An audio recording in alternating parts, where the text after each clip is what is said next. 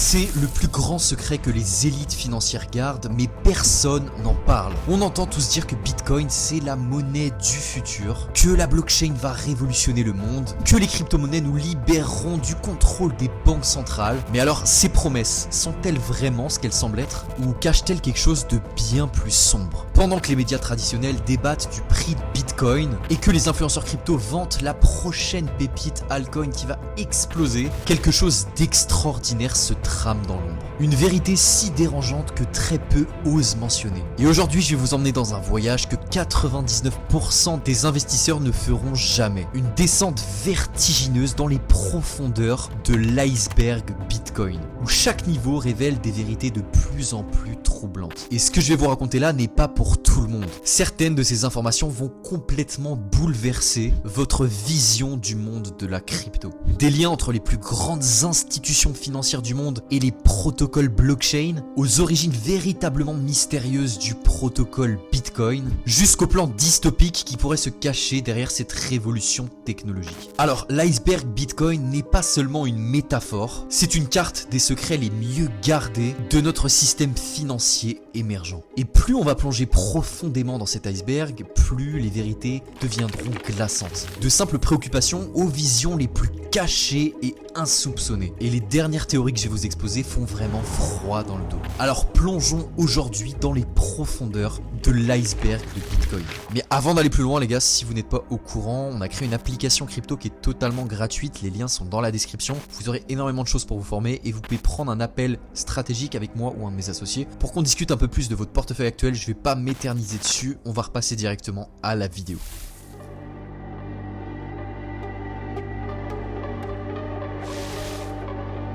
Tether n'est pas entièrement soutenu par des dollars. Alors, à la surface de notre iceberg se trouve la préoccupation la plus répandue et documentée. Tether, le stablecoin dominant, qui sert de fondation à l'écosystème crypto, avec plus de 100 milliards de dollars en circulation, ne posséderait pas les réserves suffisantes pour garantir sa valeur. Cette théorie, discutée ouvertement même dans les médias financiers traditionnels, s'appuie sur des éléments troublants mais vérifiables. Les audits complets et transparents sont systématiquement évités, la composition exacte des réserves reste très floue, incluant des papiers commerciaux non identifiés. L'entreprise dans le passé a déjà admis que la couverture n'était pas totalement en dollars. Je cite, Tether ressemble dangereusement à un système de réserve fractionnaire sans régulation. Et ça, c'est ce qu'explique Marcus Fowler, un analyste financier. Si seulement 10% des détenteurs décidaient de convertir simultanément leurs USDT en dollars, le système pourrait s'effondrer. C'est ce que cite Marcus Fowler. Mais évidemment, ce n'est pas la seule inquiétude qui flotte à la surface de notre iceberg. Dans cette même zone préoccupante, relativement mainstream, une autre question commence à agiter les eaux. Les ETF Bitcoin, cheval de Troie institutionnel. Alors, légèrement sous la surface, on retrouve des inquiétudes concernant les ETF Bitcoin. Donc vous connaissez, ils ont été récemment approuvés. Donc ces produits financiers, célébrés comme une victoire pour l'adoption mainstream, pourraient en fait représenter un mécanisme subtil d'influence institutionnelle sur un réseau conçu pour résister au contrôle centralisé. Et les observateurs attentifs notent quelques signaux très préoccupants. L'accumulation rapide et massive par ces ETF, la garde des actifs confiée par un petit nombre d'entités centralisées, le changement radical et suspicieusement coordonné du discours des institutions financières. Je cite, quand BlackRock et ses pairs posséderont une part significative de tous les bitcoins en circulation, qui décidera réellement de l'avenir du réseau? Ça, c'est les interrogations d'Elena Wong, une développeuse blockchain. Les votes sur les changements de protocole suivront le pouvoir financier et non pas l'idéologie. Alors, toutes ces théories, bien que spéculatives, s'ancrent dans une réalité observable. L'institutionnalisation croissante d'un actif initialement conçu pour échapper aux institutions. Mais pour vraiment comprendre l'ampleur des préoccupations, nous devons plonger sous la surface. FTX, le sacrifice calculé. En descendant plus profondément, on découvre une théorie très troublante sur l'effondrement spectaculaire de FTX et la chute de Sam Bankman-Fried, présentée par certains comme un sacrifice rituel orchestré pour justifier une régulation draconienne. Cette théorie prend racine dans plusieurs coïncidences dérangeantes. L'ascension météorique de SBF et ses connexions politiques de haut niveau, ses donations massives au parti démocrate, plus de 40 millions de dollars, et le timing de l'effondrement survenant stratégiquement après les élections de mi-mandat. L'utilisation immédiate du scandale comme justification réglementaire globale. Le parcours entier de SBF, de wonderkind de la finance à fraudeur, semble trop parfaitement scénarisé. Et ça, c'est ce que suggère Jonathan Terreau, un journaliste d'investigation. Il est devenu le visage idéal du crypto-vilain pour un public qui ne comprend pas fondamentalement cette technologie. Et tandis que l'effondrement de FTX faisait la une des journaux occidentaux, une autre menace potentielle se dessinait silencieusement à l'est. La Chine et le mining secret. Alors, malgré l'interdiction officielle du mining en Chine en 2021 et la migration apparente des opérations vers l'Amérique du Nord, une théorie persistante suggère que le Parti communiste chinois continuerait à contrôler secrètement une part significative du hash rate mondial. Cette théorie s'appuie sur des observations techniques et très troublantes. Des pics d'activité minière correspondantes aux heures de pointe chinoises, des variations suspectes de hash rate dans des régions comme Xinjiang, l'impossibilité pratique de supprimer totalement une industrie aussi profitable. Je cite, le mining représente une forme parfaite de guerre asymétrique. C'est ce qu'explique le docteur Wei Chang, spécialiste en sécurité énergétique. La Chine peut maintenir une capacité de nuisance sur le réseau Bitcoin tout en accumulant une ressource stratégique pour contourner d'éventuelles sanctions occidentales. Et ces vulnérabilités potentielles dans l'infrastructure crypto nous invitent à explorer des profondeurs encore plus troublantes, où les paradoxes fondamentaux de l'écosystème prennent une tournure véritablement inquiétante.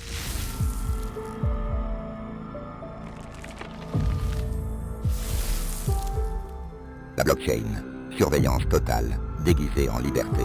En plongeant plus profondément, on rencontre un paradoxe très glaçant. Les blockchains publiques célébrées pour leur résistance à la censure constitueraient en réalité le système de surveillance financier le plus complet jamais réalisé et conçu. Cette théorie renverse complètement la promesse libertaire des crypto-monnaies. Chaque transaction est enregistrée de manière permanente et immuable. Les techniques d'analyse on-chain deviennent exponentiellement plus sophistiquées. Les points d'entrée et de sortie sur les exchanges servent de collecteurs d'identité parfaits. Le graphe social complet des interactions financières peut être analysé algorithmiquement. Je cite, la blockchain est le rêve devenu réalité de tout état surveillant. Ça, c'est ce qu'affirme Angela Weinstein, chercheuse en liberté digitale. Non seulement chaque transaction est visible, mais elle est aussi gravée pour l'éternité. Avec l'IA et des outils comme Chain Analysis, ils peuvent reconstituer l'intégralité de votre vie financière rétroactivement. Mais cette vision cauchemardesque d'une surveillance totale cache une question encore plus fondamentale sur les origines même de cette technologie. Opération Satoshi, le honeypot gouvernemental. Alors, plus nous descendons, plus les théories deviennent troublantes. L'une des théories les plus dérangeantes suggère que Bitcoin n'est pas une technologie libératrice créée par un cryptographe idéaliste, mais une opération sophistiquée conçue par des agences gouvernementales. Cette théorie, qui ébranle les fondations même de l'écosystème crypto, s'articule autour de plusieurs éléments troublants. L'utilisation d'algorithmes cryptographiques, le SHA-256 ECDSA développé par la NASA, l'anonymat parfaitement tenu de Satoshi, malgré plus d'une décennie d'investigation, le million de bitcoins des premiers blocs jamais dépensés, potentiellement détenus par une agence fédérale. Je cite, l'hypothèse Satoshi NSA n'est pas aussi farfelue qu'elle paraît, et ça c'est ce que suggère Robert Kiyosaki, chercheur en cybersécurité et auteur du best-seller Père riche, Père pauvre. Créer une blockchain publique qui enregistre méticuleusement chaque transaction tout en donnant une illusion d'anonymat complète. C'est le honeypot parfait pour identifier précisément ceux qui cherchent à échapper à la surveillance financière. Ces théories déjà vertigineuses ne sont pourtant que le prélude des spéculations encore plus terrifiantes qui nous attendent dans les abysses de notre iceberg.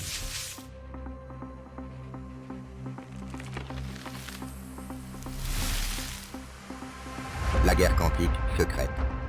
Alors, dans les profondeurs glaciales de notre iceberg, on découvre une possibilité véritablement terrifiante. Et si la cryptographie sous-jacente à toutes les blockchains était déjà compromise par des ordinateurs quantiques secrets? Cette théorie suggère que les grandes puissances, États-Unis, Chine, Russie, auraient réalisé des percées majeures en informatique quantique dans des installations militaires classifiées, leur permettant déjà de calculer des clés privées à partir d'adresses publiques, de manipuler subtilement le consensus des réseaux décentralisés, de prédire les valeurs aléatoires générées dans les protocoles blockchain. Je cite, la suprématie quantique n'est pas un objectif futur, c'est une réalité classifiée. C'est ce qu'affirme le docteur Elena Markova, ancienne physicienne quantique. Et là, la vraie question est pourquoi n'ont-ils pas massivement exploité ces vulnérabilités? Et tandis que cette menace technique invisible planerait sur l'ensemble de l'écosystème crypto, une autre architecture de contrôle social se mettrait déjà en place sous nos yeux.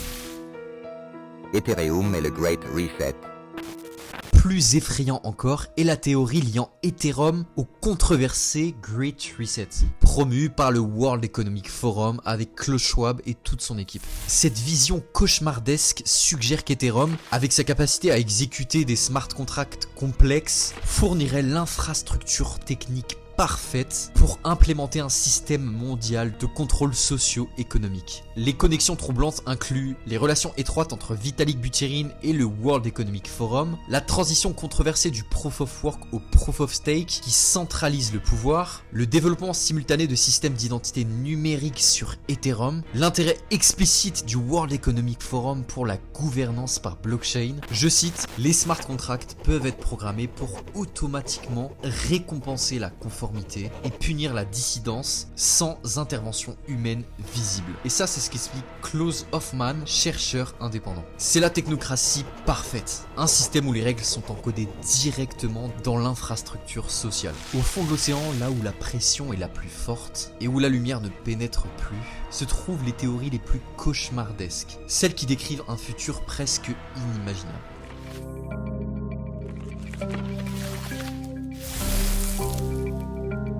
La tokenisation, néo-féodalisme numérique. Alors, dans les abysses de notre exploration, on découvre une théorie véritablement dystopique, concernant l'implication récente de BlackRock et d'autres gestionnaires d'actifs globaux dans l'écosystème de la crypto. Larry Fink, PDG de BlackRock, a récemment déclaré « La prochaine étape de l'évolution des marchés sera la tokenisation de tous les actifs ». Une phase apparemment anodine qui cache des implications terrifiantes selon certains analystes. Cette théorie suggère un futur où toutes les ressources mondiales, terre, eau, infrastructure, seraient tokenisées. Ces tokens seraient majoritairement détenus par des institutions financières dominantes. L'accès aux nécessités de base dépendrait de scores algorithmique, les citoyens ordinaires ne seraient plus propriétaires, mais perpétuellement locataires dans un système néo-féodal. Je cite, BlackRock a déjà commencé à acquérir massivement des logements résidentiels, transformant des propriétaires potentiels en locataires perpétuels. Et ça, c'est ce que note Sarah Rodriguez, une économiste. La tokenisation amplifierait ce phénomène à l'échelle mondiale, créant un système de sevrage numérique. Et tandis que le nouveau féodalisme se mettait en place, une transformation encore plus fondamentale se produirait. L'assimilation finale.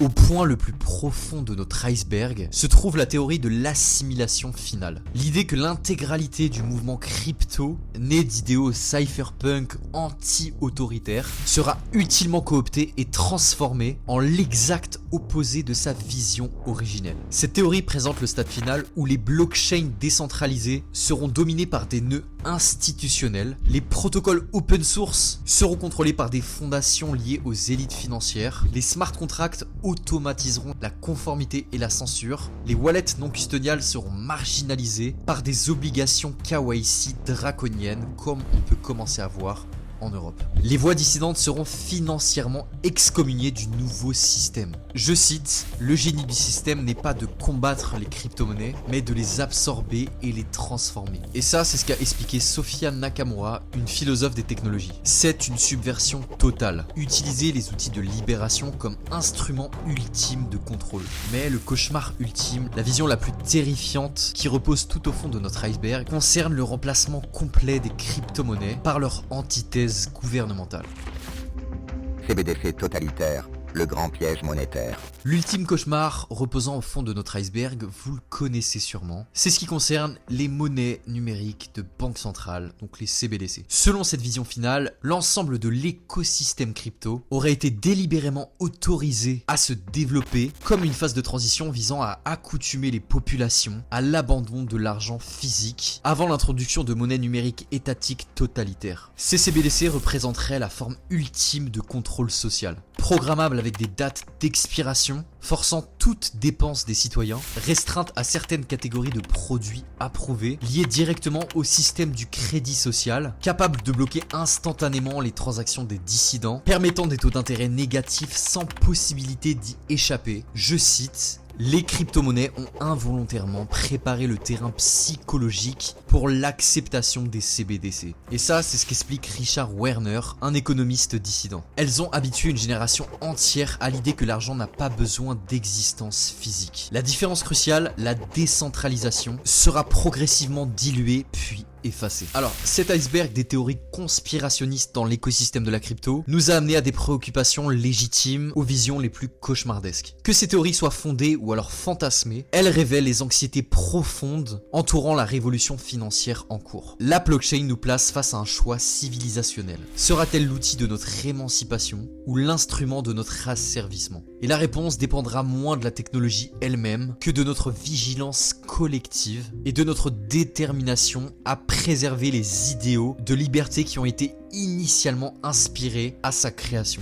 Dans les profondeurs de cet océan d'incertitude, une chose reste très claire: jamais dans l'histoire une transformation aussi fondamentale de notre rapport à l'argent, au pouvoir et à la confiance n'a été entrepris à une telle échelle et une telle vitesse. Que nous choisissons d'y voir le prélude d'une renaissance ou l'aube d'une dystopie, on ne peut pas ignorer les enjeux vertigineux qui se cachent sous la surface apparemment anodine de cette révolution numérique. Voilà les gars, c'est la fin de cette vidéo. N'hésitez pas à me dire ce que vous pensez de ces petites vidéos. On change de thème complètement. Donc si vous avez aimé la vidéo, n'hésitez pas à liker, vous abonner. N'hésitez pas à nous rejoindre, les liens sont dans la description. Moi je vous dis ciao et à la prochaine vidéo les gars.